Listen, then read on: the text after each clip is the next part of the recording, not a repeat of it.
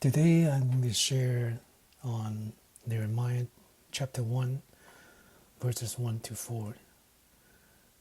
Let me first read verses 1 to 4. The word of Nehemiah, son of Hagaliah, in the month of Kislev in the 20th year, while I was in the citadel of Susa, Hanani, one of my brothers, came from Judah with some other men, and I questioned them about the Jewish remnant that had survived exile, and also about Jerusalem. They said to me, those who survived the exile and are back in the province are in great trouble and disgrace. The wall of Jerusalem is broken down, and its gate have been burned with fire. When I heard this thing, I sat down and wept. For some day I mourned and fast and pray before the God of heaven. So the story began when Jeremiah met one of his brothers who just came back from Jerusalem. And when Nehemiah heard that the wall of Jerusalem was still in ruin and his countrymen who had survived exile were in great trouble and shame, then as in verse 4 it said, he sat down and wept, fasting and praying before God.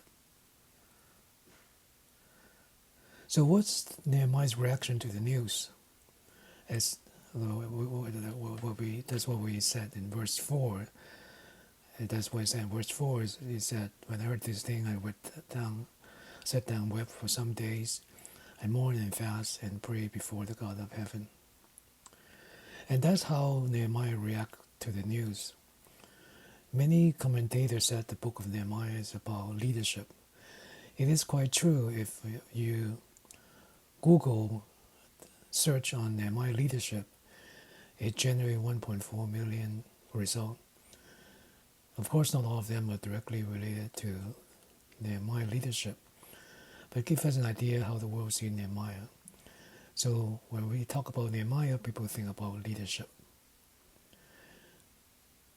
You do a further search, you find books on Nehemiah by some of their famous authors.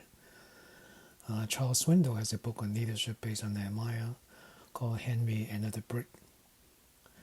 Rick Warren has a book in Spanish called Purpose-Driven Leadership based on Nehemiah. In fact, when Pastor Nelson first came to CEC, he taught a series on leadership based on the book of Nehemiah. So since Nehemiah talked about leadership, I want to share two aspects of leadership that I find in the first 4 verses of chapter 1. And in verse 4, we found the first trait of spiritual leadership. And what's this first trait or characteristic of leadership? And that is compassion. What is compassion? Someone said it is the ability to feel along with another person, or the willingness to sympathize with the pain of one's fellow human. More than that, compassion is the pity that stirs one to act in order to help those who suffer. And St. Augustine in his book City of God said, what is compassion but a kind of fellow feeling in our heart for another mystery, which compels us to come to his help by every means in our power. So why is compassion the first trait of a spiritual leader? It is quite different than what we learn from the secular world, where in the secular world leadership, people talk about think big, customer focus, able to dive deep, higher standard. In fact, when I was last year, when I was interviewed with Amazon, they asked me to look at their website for a prospective candidate. It lists out 14 leadership principles for Amazon manager, and none of those related to leadership. And in fact, some of those are very arrogant too. And in fact, principle number 4 in the Amazon leadership guideline is that leaders are right a lot of time. They have strong judgment and good instinct. They seek diverse perspective and work to disconfirm their belief.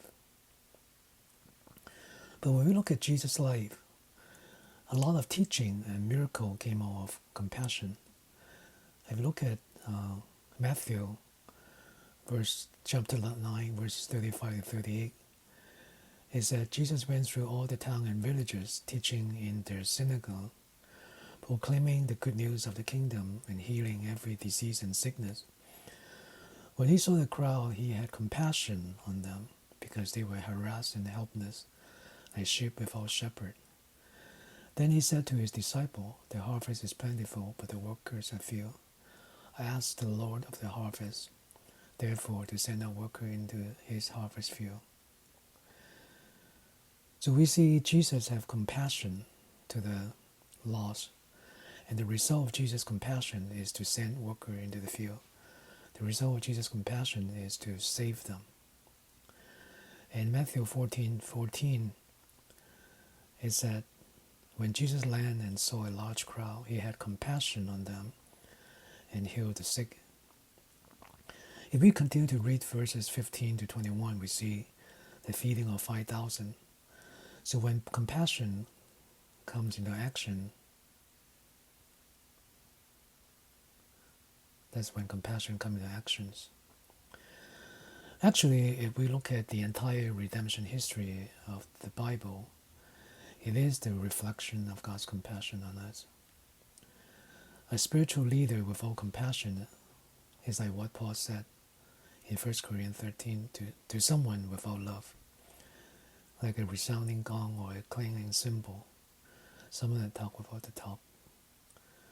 So it's hard to do any evangelical work or missionary work without compassion. As a leader, we must have compassion to the lost, and compassion turn into action. When compassion turns into action, it is our work.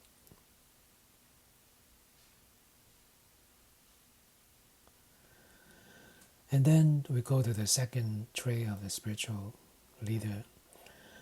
And the second trait of a spiritual leader is prayer. So what happened when Nehemiah heard the problem? He said, something must be done. So he said, I'm going to do something about it. So the first thing he did and jumped into action is fast and pray. First he has compassion, and then he fasts and pray. That's the action. In fact, he didn't just pray once. He prayed for 4 months. From the month of Kislev, mentioned in chapter 1, verse 1, to Nisan mentioned in chapter 2, verse 1. And according to my finding, it's about 4 months. A famous Scottish author, George MacDonald, said, "In whatever man does without God, he must fall miserably, or succeed more miserably." So if we do something without God involvement, he must fall miserably and succeed more miserably. Even succeed is very miserable. So Nehemiah is a man of prayer. Nehemiah, a skilled leader, a brilliant tactician, a politician, but above all, he is a man of prayer. We need to have leadership skill. We need good tactics. And we need to know how to build relationship in all projects in our life. But above all, we need to be a man of prayer. In fact, the Bible, if you look at the Bible, is a recording of a man and woman praying to God. In the Old Testament, we see Moses praying, we see David praying, Daniel praying, Jonah praying.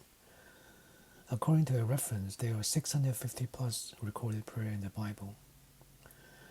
And most importantly, when we come to the New Testament, the life of Jesus, who did incredible miracle, who taught like no one teach before.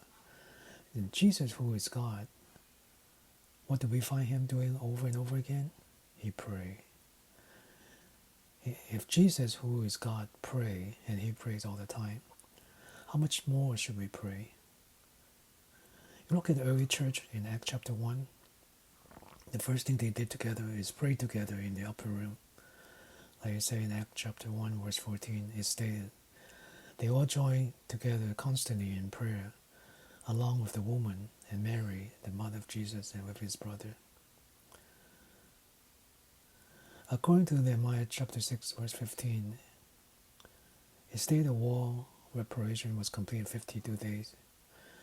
Imagine with all prayer, how can the wall can complete in 52 days with all their possession and with all modern construction machinery?